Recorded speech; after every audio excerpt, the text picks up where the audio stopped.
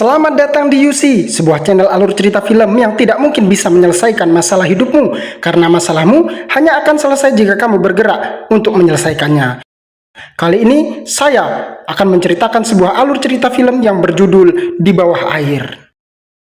Film ini menceritakan tentang kru peneliti bawah air yang harus bergegas menyelamatkan diri setelah sesuatu menghancurkan laboratorium bawah laut mereka. Ingin tahu jalan ceritanya? Segera rebahkan badan Anda ke posisi premium dan kita gaskan.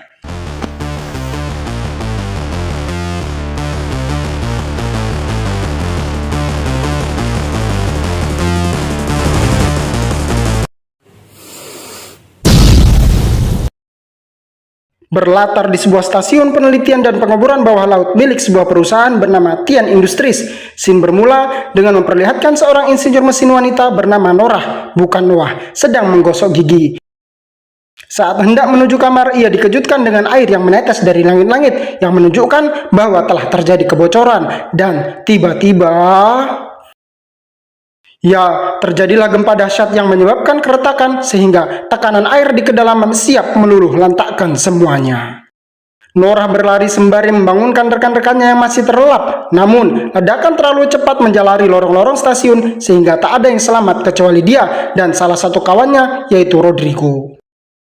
Stasiun Kepler 822, itulah nama stasiun yang baru saja hancur tempat Norah dan rekan-rekannya tinggal dan bekerja. Adapun stasiun-stasiun lain masih belum diketahui kondisinya apakah terjadi hal serupa atau tidak.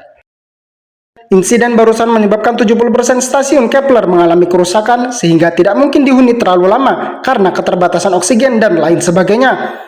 Maka Norah memutuskan menuju kapsul evakuasi untuk menyelamatkan diri.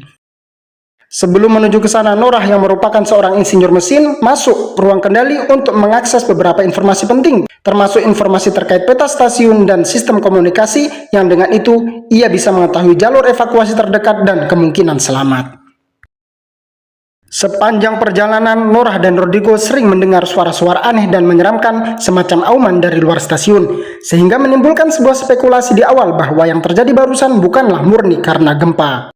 Saat menyusuri lorong-lorong stasiun yang dipenuhi puing-puing bangunan, Norah dan Rodrigo menemukan satu kru lainnya yang terjebak di antara reruntuhan. Dia bernama Paul, seorang teknisi mesin yang humoris. Perjalanan dilanjutkan setelah Paul berhasil dikeluarkan, hingga ketika Norah tiba di ruang kendali lainnya, dia dibuat senang saat menemukan kapten krunya masih hidup meski harus terkunci di dalam ruangan tersebut. Namun, berita buruknya adalah dari ruangan itu dia tahu bahwa kapsul evakuasi di Kepler 822 telah rusak total, sehingga mengharuskan mereka berempat pergi menuju stasiun lainnya untuk menemukan kapsul yang masih aktif. Setelah membebaskan si kapten yang sempat terkunci, mereka berempat pergi ke ruang servis dan peralatan yang ternyata di sana sudah menunggu dua kru lainnya, yaitu Emily, si ilmuwan muda, dan Smith, seorang teknisi. Di ruangan itu, Norah segera memeriksa kondisi Kepler 822 secara keseluruhan. Kemudian, dia berkesimpulan bahwa Kepler ini akan meledak dalam jangka waktu 30 menit. Sehingga, mereka harus segera mencari cara menuju permukaan sebelum tekanan air yang sangat besar meledakkan Kepler beserta seluruh isinya. Situasi semakin tidak memihak mereka, sebab tidak hanya kapsul evakuasi yang rusak, namun sinyal radio juga telah hilang, kapal selam ikut rusak, struktur Kepler tidak aman, sehingga satu-satunya cara adalah menuju stasiun Roebuck dengan berjalan kaki di dasar samudera. Stasiun Roebuck adalah fasilitas pengoboran utama Tian Industries di dasar laut, paling besar, paling dalam, dan paling dekat dengan titik pengoboran. Jarak menuju stasiun Roebuck sangatlah jauh dan beresiko, membuat mereka harus menyusun rencana yang matang. Setelah diskusi yang cukup alot, mereka bersepakat untuk turun menggunakan lift barang menuju dasar laut, kemudian pergi ke terowongan. Dari sana, mereka akan menggunakan alat transportasi yang tersedia menuju stasiun Midpoint untuk transit. Di sana mereka akan isi ulang oksigen, membersihkan alat bantu napas. Dari sana juga mereka memulai perjalanan menuju stasiun Roebuck. Akan tetapi, rencana seringnya tidak berjalan mulus. Tepat saat mereka keluar dari stasiun dan pertama kalinya harus berjalan di kedalaman laut menggunakan exosuit atau baju selam yang digunakan Rodrigo mengalami keretakan. Tak mampu menahan tekanan air yang sangat besar, akhirnya tubuh Rodrigo beserta baju selamnya meledak. Tak ada waktu bagi yang lain untuk berkabung terlalu lama. Mereka segera melompat masuk ke dalam lift barang. Hal-hal menegangkan tidak ada henti-hentinya terjadi saat mereka sedang turun menggunakan lift dan berbincang-bincang untuk mencairkan suasana. Mereka mendengar suara-suara aneh dari luar. Kapten berhusnuzon bahwa itu adalah salah satu penyintas yang juga berusaha menyelamatkan diri. Sehingga kapten memerintahkan Smith dan Paul untuk keluar memeriksa. Padahal husnuzon tidak selalu berakibat baik. Dalam beberapa situasi curiga akan jauh lebih baik. Benar saja, dugaan kapten terbukti salah. Ternyata yang disangka penyintas adalah bayi monster yang tersangkut di jaring atau struktur stasiun. Smith dan Paul membawanya masuk ke dalam lift. Tanpa mereka sadari, tindakan tersebut adalah kesalahan yang sangat fatal. Induk dari bayi itu mengamuk dan mendobrak-dobrak bagian luar lift sehingga menyebabkan sistem lift rusak dan pengaitnya terputus. Lift pun terjun bebas menuju dasar laut. Kapten segera bertindak cepat membuka palka lift, kemudian mereka melompat keluar sebelum lift itu menabrak dasar laut dan menghancurkan mereka semua. Inilah momen di mana mereka benar-benar harus berjalan di dasar samudera, tak bergantung pada fasilitas stasiun. Tujuan mereka adalah sebuah terowongan yang di sana terdapat alat transportasi menuju stasiun midpoint. Jaraknya memang tidak jauh dari tempat mereka jatuh. Hanya saja, Smith yang cedera akibat insiden barusan membuat situasinya makin rumit. Belum lagi pintu stasiun yang sulit dibuka. Namun akibat usaha dan kerja, mereka berhasil membukanya. Setibanya di terowongan, kapten langsung memerintahkan Nora untuk mengaktifkan penggerak atau alat transportasi. Untungnya, alat penggerak itu masih aktif, namun selalu saja ada halangan. Saat mereka menaiki alat itu menuju midpoint, jalurnya terputus dan tergenang akibat kerusakan. Sehingga mereka harus melanjutkan perjalanan di terowongan dengan berjalan kaki. Sepanjang perjalanan menelusuri terowongan, mereka sering mendengar suara auman dari luar yang menandakan bahwa monster itu terus mengikuti mereka.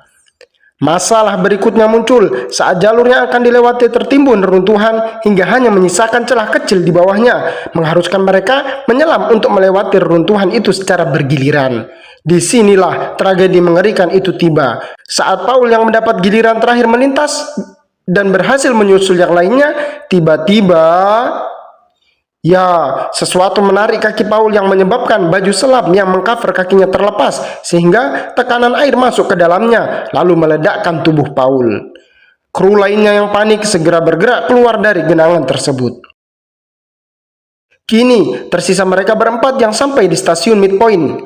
Kapten yang tidak ingin membuang waktu dengan meratapi nasib Paul segera menggunakan radio untuk menghubungi siapa saja yang bisa membantu mereka. Sedangkan yang lain masih sibuk berspekulasi tentang makhluk misterius itu. Menurut mereka, itu adalah ulah makhluk purba raksasa karena beban bor itu setara 6.000 ton. Masa bisa hancur begitu saja?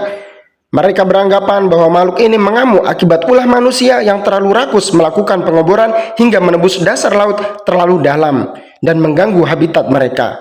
Yang pada intinya, spekulasi mereka ini nanti terbukti benar. Sudahlah, tidak ada waktu untuk merenung dan berspekulasi. Mereka harus segera bergerak, mengingat kondisi stasiun midpoint yang mustahil disinggahi terlalu lama.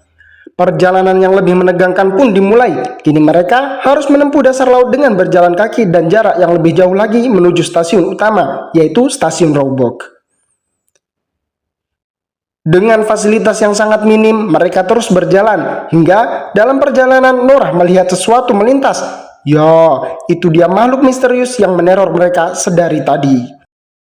Kru panik, lalu dengan sigap mematikan lampu sorot dan menggantinya dengan inframerah untuk mengurangi resiko terdeteksi lewat cahaya. Namun, kemungkinan makhluk itu memiliki indera lain yang bisa mendeteksi mereka melalui getaran, sehingga Smith harus menjadi korban berikutnya. Smith ditarik menuju struktur pipa dan lorong kecil. Si kapten dan kru lainnya segera mengejarnya. Beruntung dia masih hidup dan berhasil ditarik keluar. Sebuah kesalahan dilakukan oleh si kapten yang memilih masuk lebih dalam untuk mengambil senjata Paul yang tertinggal. Saat itulah, dengan secepat kilat, makhluk itu menyambar dan menyeret kapten lebih dalam lagi. Nora yang tali pengamannya terhubung ke kapten pun ikut terseret. Hingga tiba di salah satu kerangka besi atau struktur stasiun yang rusak, monster itu melemparkan mereka ke atasnya. Saat Norah berusaha menolong kapten yang terlilit di bawahnya, monster itu kembali meneror mereka. Kali ini, teror yang jauh lebih mengerikan, di mana makhluk itu langsung muncul di hadapan Norah dan terlihat mencoba memasukkan kepala Norah yang dilindungi helm ke dalam mulutnya. Kapten yang melihat itu tidak diam saja, dia segera memanjat tubuh monster itu sambil menusuknya dengan pisau. Aksi itu membuat si monster murka, lalu menariknya ke atas dengan kecepatan tinggi, sehingga membuat tekanan air melonjak drastis dan siap meledakkan tubuhnya. Sedangkan Norah juga ikut tertarik karena tali pengaman yang masih saling terhubung. Ketika tingkat ketahanan baju selam mereka tinggal 4%, kapten langsung melepas tali penghubung itu dan menyelamatkan Norah. Kemudian, inilah yang terjadi. Ya, tubuh kapten berserta baju selamnya meledak dan Norah terjatuh lalu pingsan. Bangun-bangun langsung kaya karena gaji dari sutradara sudah cair. Namun apa arti gaji cair kalau nyawa dia saat ini terancam ketika monster itu sudah ada di dekatnya? Norah mematung untuk mencegah monster itu mendeteksi dirinya. Saat monster itu pergi, ia mencoba menghubungi Emily namun tidak ada balasan. Karena persediaan oksigen Norah menipis, dia harus segera menemukan stasiun terdekat hingga ia tiba di stasiun Shepard dengan kondisi baju selam yang rusak parah. Apa saja yang Norah lakukan di stasiun ini? Mengontak Emily dan Smith meski gagal tersambung, menyusun rencana dan jalur perjalanan, dan mencari peralatan seperti senjata dan tabung oksigen. Beruntung, Norah berhasil menemukan sepasang baju selam baru di loker. Mengingat kondisi stasiun tidak bisa dihuni terlalu lama, Norah segera keluar. Dalam perjalanan menuju Roebuck, tak disangka Norah bertemu lagi dengan Emily dan Smith. Emily sempat terkejut dan mengira yang mendatanginya adalah si monster. Dia segera lega saat sadar bahwa itu adalah Norah yang dia kira telah tewas. Tim kecil itu pun terbentuk lagi. Mereka melanjutkan perjalanan hingga bisa bernafas sedikit lega setelah stasiun Roebuck sudah tepat di hadapannya. Namun, nafas itu tersengal kembali ketika lorong-lorong menuju pintu masuk stasiun dipenuhi oleh monster yang tertidur berbaris. Mereka berjalan pelan, namun sangat sulit melewati jalan itu tanpa menyentuh monster-monster itu. Benar saja, Norah tanpa sengaja terjebak saat tangan salah satu monster tiba-tiba menggantung di hadapannya. Sehingga ketika Norah sedikit bergerak, monster itu terbangun. Dan inilah yang terjadi. Monster itu mengamuk dan langsung menelan Norah bersama baju selamnya. Beruntung, Norah membawa senjata yang dia ambil dari stasiun Shepard. Norah langsung menembakkannya di dalam tubuh monster itu. Disangka sudah selamat saat monster-monster itu telah pergi, namun anehnya monster-monster itu berenang bersamaan menuju satu titik yang sama. Penasaran dengan apa yang terjadi, Norah menembakkan flare gun ke titik tersebut. Saat flare gun meletus dan menerangi sekitarnya, alangkah terkejutnya ia melihat monster yang jauh lebih besar bahkan jika dibandingkan dengan stasiun Roebuck itu sendiri. Terungkaplah sudah mengapa seluruh stasiun yang memiliki beban setara 6.000 ton itu bisa hancur lebur. Itu dibuktikan ketika monster itu mengamuk. Salah satu lengan monster itu yang sedikit mirip lengan gurita menghantam satu sisi struktur stasiun hingga meledakkannya dan membuatnya luluh lantak. Norah terhempas, beruntung ia berhasil ditarik masuk ke dalam stasiun oleh Emily. Tidak ada waktu untuk berlama-lama memulihkan diri. Mereka bergegas menuju kapsul evakuasi. Karena monster itu bisa kapan saja menghancurkan stasiun ini dengan sekali libas. Saat berada di ruang kendali, inilah nampak dengan jelas wujud induk dari monster-monster yang terlihat geram. Waktu mereka tidak lama lagi sebelum monster itu meleburkan stasiun. Sayangnya, saat mereka bertiga menuju kapsul evakuasi, ternyata hanya ada 2 kapsul yang masih berfungsi. Namun Norah menyembunyikan hal itu dari 2 temannya, sebab Norah sudah membuat keputusan untuk tinggal demi keselamatan mereka berdua. Melihat Emily dan Smith melaju ke permukaan menggunakan kapsul, induk monster tidak tinggal diam. Dia memerintahkan anak-anaknya untuk mencegah 2 kapsul itu sampai ke permukaan. Norah yang tidak ingin usaha menyelamatkan 2 kawannya sia-sia, memilih mengorbankan dirinya dengan meledakkan stasiun untuk memusnahkan monster-monster tersebut.